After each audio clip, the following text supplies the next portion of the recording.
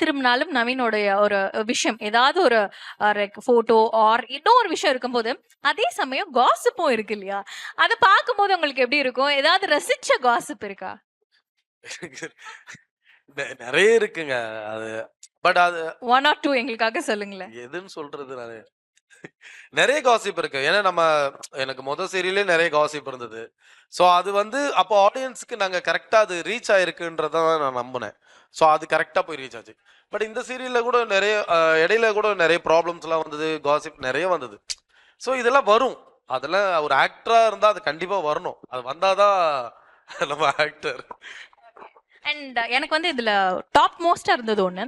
நவீனுக்கு வந்து வாய்ப்பு கிடைச்சதே அவங்க அப்பானால தான்ப்பா அப்படின்ற ஒரு விஷயம் இருக்கு இல்லையா? இது வந்து உங்களுக்கு காதுக்கு வரும்போது இது எப்படி நீங்க ரியாக்ட் பண்ணீங்க அதுக்கு? இப்ப யாரும் சொல்றது இல்ல. எனக்கு முன்னாடி வந்து நம்ம க்ளோஸ் சரவுண்டிங்ல இருக்கவங்க, நமக்கு தெரியாதவங்களுக்கு அவங்களுக்குலாம் வந்து ஒரு எப்படி சொல்றேன்னா, கொஞ்சம் தள்ளி இருக்கவங்க நான் சொல்றேன். அவங்கலாம் போற போக்குல சொல்லிட்டு போறாங்க. "உனக்கு என்னப்பா? உங்க அப்பா சினிமால இருக்காரு. நீ ஈஸியா வந்துருவ" அப்படின்ற மாரி சொன்னாங்க. இது யார் இருந்தாலுமே நம்ம உழைச்சா மட்டும் தான் இங்க நிக்க முடியும். சோ அதுதான் உண்மை. இ அவரு இருக்காருன்றதுக்காக நான் உள்ள வர முடியும். ஆனா நான் தான் உழைக்கணும். நான் உழைச்சா தான் இங்க நிக்க முடியும்.